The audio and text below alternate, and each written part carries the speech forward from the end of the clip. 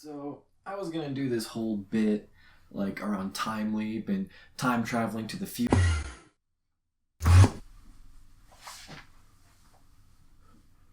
Oh my god.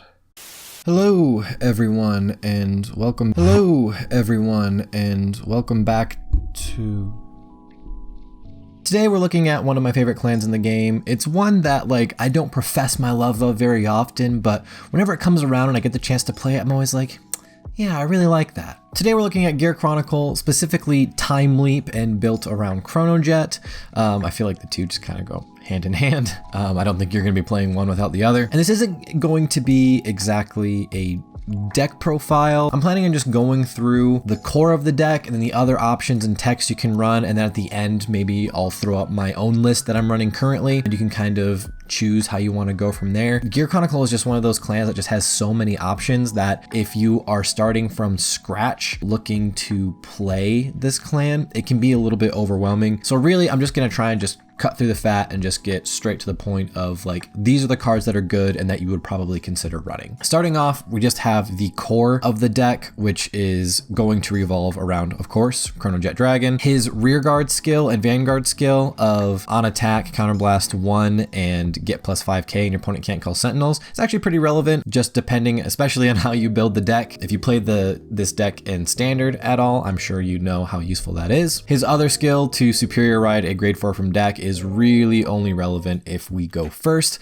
Other than that, you're just gonna be striding the entire game anyway. History Maker Dragon is just your on attack counterblast. Time Leap something just does a ton of work for the deck and creates multi-attacks, creates a bunch of toolboxing. It's just, it just does everything you want it to do. Mellum is just a fantastic card in general. Not quite as good as it used to be since the reboot, since 11k isn't quite a magic number for doing pokes with, but you slap this on a force mark, you're going to be doing just fine anyway. And it toolboxes our next 2 grade 0s out of the deck that we would like to see, mainly TikTok Worker, who at the end of the battle that something else attacked, you stuff him into soul and time leap that unit, so just extends our plays and creates more multi-attacks. And Urwatar, who when he's placed in your bind zone, you return him to your deck, draw 2 cards, and return a card to the deck. So it's just a great way to filter through your deck and put triggers back into your deck or other pieces you may need back into the deck that you want to pull out later. That pretty much does it for the core of the deck. For other options you would want to run, for grade 4s, it really kind of depends on how you plan on building your G zone.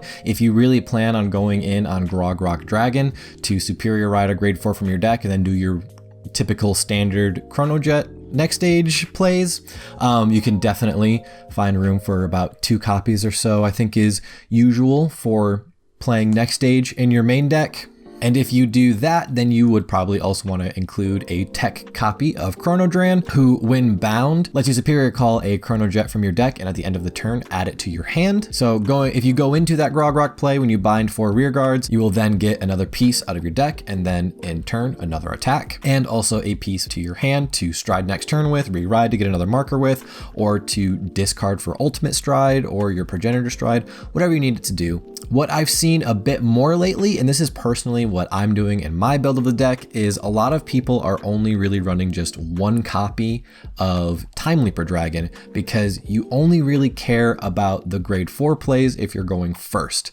And the way I play the deck is very heavy on the time leaping and the gear groovy and history build plays, and I don't really find it ever a good time to go into Grog Dragon. And then I also like that because it tends to open up more spaces in my main deck. Time Leaper though is just really, really great. Going first, it lets you do multi-attacking, and it essentially lets you time leap before you normally would be able to at GB1. It just enables a lot of really fun toolboxing and multi-attacking plays. For grade 3s, you could maybe make room for a copy or 2 of Chronojet Dragon G. Ideally, you would never ever want to have to ride this, but because he does have the time leap keyword, if you were to call him out from deck with history builds face up in the G zone, he can be turned into a very big beater. And then we have Mellow Amusements Colossus, which is a fantastic tech option you can run, just because it puts so much pressure on your opponent. And since you can time leap into it, you can just make all of your time leap multi-attackings that much more threatening, because then your opponent has to drop more than one card from hand every single time they want to block. For grade 2s, you're pretty much always going to want to run Urkab. It's just a fantastic card. Maybe not as much for his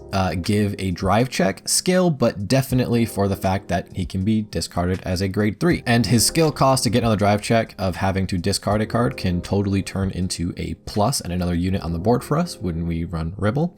So that's always useful to keep in mind. Smoke Gear Dragon is also run very, very often. Has the same skill as Urkab, where it can be discarded as a grade 3, and also just makes for a very nice beater with an option to plus. You could even run Naboo if you wanted to, just a solid threatening card if your opponent is running grade 1 perfect guards. Can also plus your soul and your hand, which is always very nice. This deck does tend to use soul quite a bit.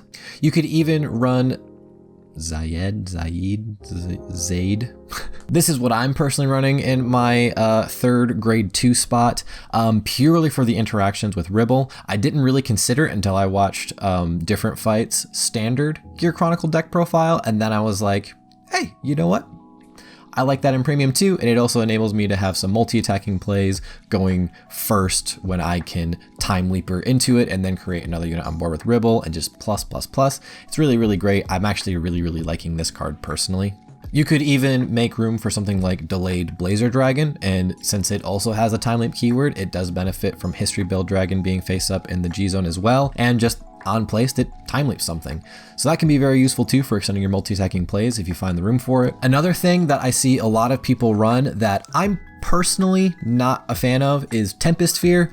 This is purely just to get you GB1 early on in the game, and so that way on your grade 2 turn you could have a pretty insane turn of being able to use History Maker and Mellum and do all your time leap shenanigans early. I'm just personally not a fan of it, just because the deck already runs wonky grade ratios as it is when you're trying to fit in your grade 4s, and running this, when I tried playing with it, I either never saw it or it just messed up my grade ratio so badly. It never worked the way I wanted to. So I don't personally run it, but you can find a lot of success with this. Next, we have Chrono Tooth Tiger, who you probably already expected to be in auto 4 of, and it really is, especially as your grade 1 ride. It just lets you, drawing that extra card really, really helps.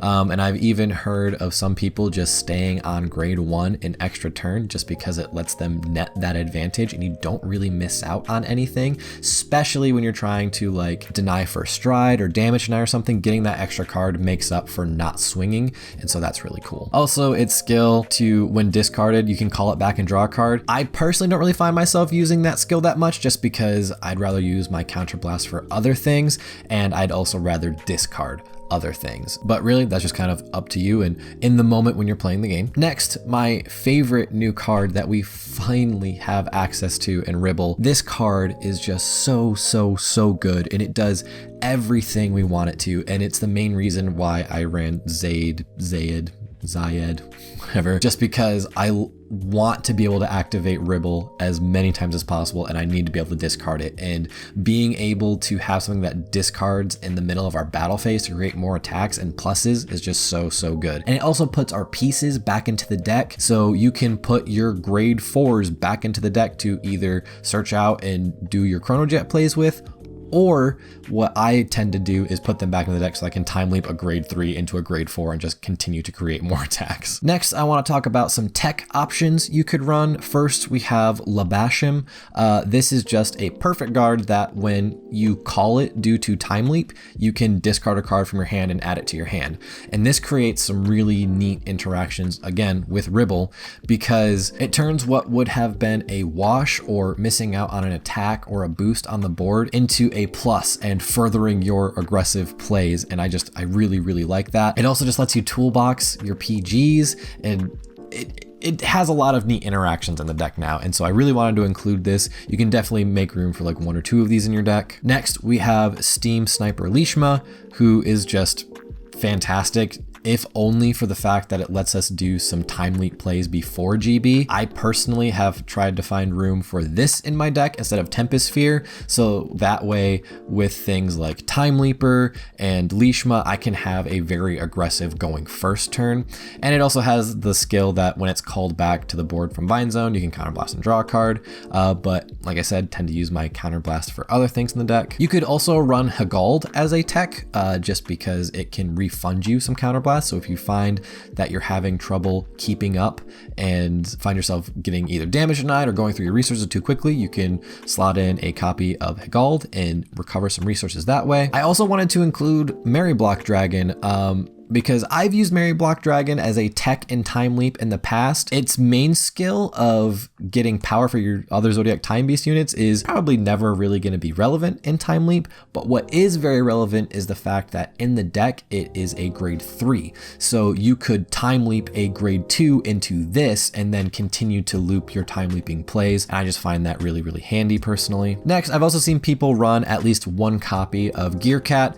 It just helps turn your other units that may or may not be on a force marker into a beater and can help further your aggressive plays as well. And you could also probably try and run a 1-3 or 2-2 split of Chrono Medical Hamster with your heal triggers. Just again, if you find yourself running out of resources, these can be a way to kind of further extend those plays. And lastly, when it comes to triggers, you're really just filling in the spaces after what you did with the rest of your deck. Obviously, you're going to want to run some draw PGs. The Into Soul and draw crits are actually pretty useful in this deck because Soul is a resource that we tend to use quite a bit. Of course, you have your Stride crits, which are always going to be useful, especially in Gear Chronicle, because you want to be able to stride. And then if you're running heal triggers, just run Uluru. If you're not running Uluru, then what's your problem, dude? Lastly, we're going to look at the G Zone.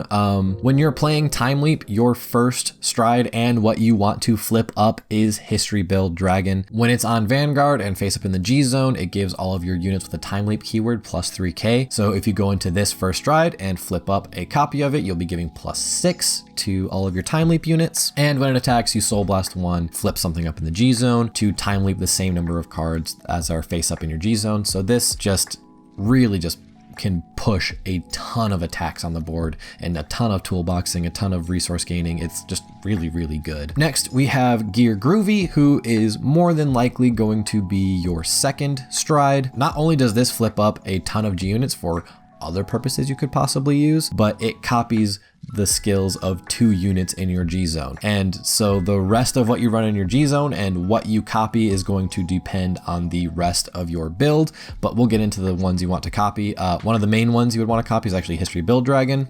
Another very common one to copy is Ragna Clock Dragon, just because it restricts your opponent from guarding with grade 0s. So if you're really trying to push for game and you know your opponent uses grade 0 rear guards, you can copy this ability to gain a crit and lock your opponent from using those draw sentinels. The other thing you will potentially copy is the original next stage. So this will just do your typical re-standing of your grade 3 Chronojet for even more sentinel restrict. And what's also important to note about this is that this also requires a discard from your hand. So if you happen to be hanging onto any extra ribbles, you can discard those and then call them to the board, plus yourself some more, and then create even more attacks on the board as well, which is very, very handy. And then again, this really all kind of comes down to how you built your main deck. We have Grog Rock Dragon, which is just going to do your typical standard next stage into Chronojet plays, because at the end of his battle, you search your deck for a grade 4 and ride it, and then that's when you activate your next stage skill to re-ride Chronojet from your soul, creating yourself another marker and another attack. I'm personally not focusing on this card too much in my build, and like I said, I've also seen people kind of dropping next stage from the main deck, which is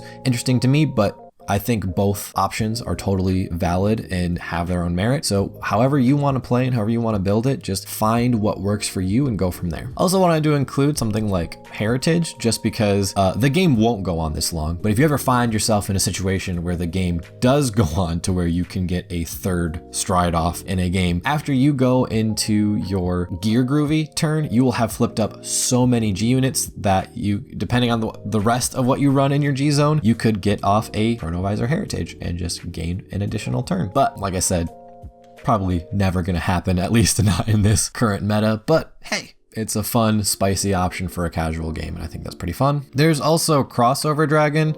It's an option. I just wanted to include it. I personally don't like it, but if you're running Chronojet G in your main deck, you can use this to call them to the board, so you can superior call them, get some more attacks off, and if either of those attack hits, you can put them into your soul and then restand your Vanguard. So that's pretty fun, I guess. I don't know. I just think there's better things you could be doing, but hey, I wanted to shout it out. Next, we have our G guards, which this is just going to look very similar to my premium primer video. If you happen to watch that on Gear Chronicle, it's basically the same thing, and the ratios are essentially just up to you. We have Time Maiden Uluru, who is just our G guard that can get the biggest, and we have the original Uluru G guard, which you would mainly use just to put important pieces back into your deck. Then we have Rafana, who can put pieces back into our deck and toolbox some grade zeros, so typically your TikTok worker or your Urwatar, so you can set up for plays on your next turn. But the most important G guard by far to run is Hetero Round, just because this is our quote-unquote denial griffin within the deck, and you're going to want to run at least 2 of these, just because being able to interrupt our opponent's plays, say they have a rear guard that they just stacked a bunch of skills on, something like that. And this is also kind of like our way to kind of deal with like Gleipnir, right? Lastly, you could also do Ilishu. This is basically only if you decide to try and go for that heritage play, just because you're gonna need the 4 ZTBs to flip down. So you'll have your 2 Gear Groovies to flip down, and then if you have 2 of these to flip down, you can go into your heritage play. Like I said, not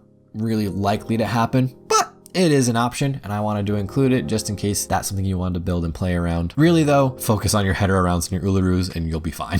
Well, that is it for like kind of my guide into Gear Chronicle and Premium. Here is the personal list that I am running, so if you want to try and use that as a guide, you can. But I really just kind of wanted to do this just because this is just one of those clans that has so many options that are all valuable and valid in their own way, and it can be really intimidating to get into a clan like Gear Chronicle, especially when you're starting from scratch or you're coming from standard to play in Premium. But thank you so much for watching. Real quick, I just wanted to give a big thanks for helping me reach that 1K subscriber milestone. I tweeted out that I never really expected to make it to this point or even this quickly. So just sincerely thank you for like finding what I do enjoyable and finding some use in it. I have people tell me occasionally that because of the videos I make that it got them into Premium and that they're really enjoying it and stuff like that. Just it honestly means the world to me. So thank you so much. Follow me on Twitch. We go live every Saturday morning and we just hang out and we talk Vanguard and Premium and other stuff, and we potentially play games sometimes. And we're also going live on Tuesday afternoons right now. So Saturday mornings, Tuesday afternoons, drop by and hang out. We'll have a good time. Love to see you there. But anyways, that's gonna do it for me. Until next time.